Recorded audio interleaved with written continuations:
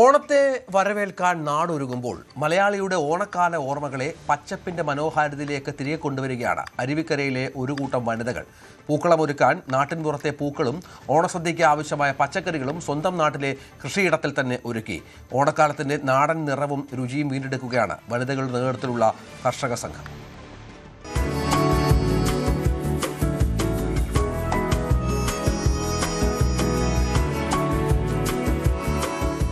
അരുവിക്കര പഞ്ചായത്തിലെ മൈലം പുളിച്ചാമൂടിൽ പാട്ടത്തിനടുത്ത 3.5 ഏക്കറോളം സ്ഥലത്താണ് കർഷക സംഘം ഏരിയ കമ്മിറ്റി അംഗം ജാസ്മിന്റെ നേതൃത്വത്തിലുള്ള 10 അംഗ സംഘം കൃഷി ഇറക്കിയിരിക്കുന്നത്. ഓണം മുന്നിൽ കണ്ട് മാസങ്ങൾക്ക് മുമ്പ് തുടങ്ങിയ അധ്വാനത്തിന്റെ ഫലം ഇപ്പോൾ കൃഷിയിടത്തിൽ കാണാം. പ്രത്യേകിച്ച് ഓണപ്പൂക്കളത്തിനായി നട്ടുവളർത്തിയ ബന്ദിച്ചെടികൾ പൂത്തുലഞ്ഞതോടെ കൃഷിയിടം മഞ്ഞ ഓറഞ്ച് നിറത്തിൽ മുങ്ങിയിരിക്കുകയാണ്. ഓണക്കാലത്ത് വീടുകളിലും സ്ഥാപനങ്ങളിലും പൂക്കളമൊരുക്കാൻ ആവശ്യമായ പൂക്കൾ നാട്ടിൽ തന്നെ ഉൽപ്പാദിപ്പിക്കുന്നതിന്റെ സന്തോഷവും കർഷക സംഘത്തിനുണ്ട്.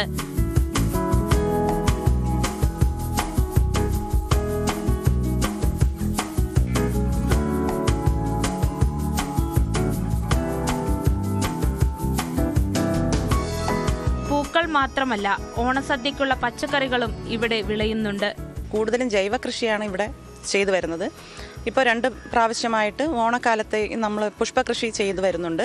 അതിവിടുത്തെ നമ്മുടെ ക്ലബ്ബുകൾക്ക്, നമ്മുടെ വീടുകളിലെ ആൾക്കാരും ഓരോ ഓണക്കാലത്ത് അവർക്കാണ് അത്തമിടാൻ വേണ്ടിയിട്ട് നമ്മൾ ഇവിടെ നിന്ന് പൂ വിപണനം ചെയ്യുന്നത്.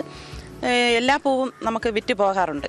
ഈ ഓണക്കാലത്ത് വിജയകരമായി പൂർത്തിയാക്കിയതിൽ ഞാൻ പ്രത്യേകം അഭിനന്ദിക്കുകയാണ് കർഷക സംഘം ഏരിയ കമ്മിറ്റിയെയും ജാസ്മിൻ്റെ നേതൃത്വത്തിലുള്ള JLG ഗ്രൂപ്പിനെയും.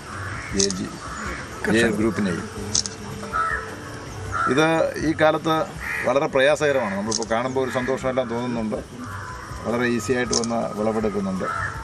പക്ഷേ ഇത്രയും പാകമാക്കി ഈ കൃഷിയെ വളർത്തിയെടുക്കണമെങ്കിൽ ഇതിൻ്റെ പിന്നിലുള്ള അധ്വാനം നമ്മളൊന്ന് നോക്കിയാൽ വളരെ വളരെ അധികമായിരിക്കുമെന്നുള്ളതിന് സംശയമില്ല.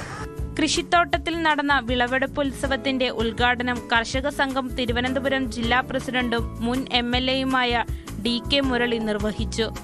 കർഷക Sangham Vilappil area committee president B Shaju അധ്യക്ഷത വഹിച്ചു.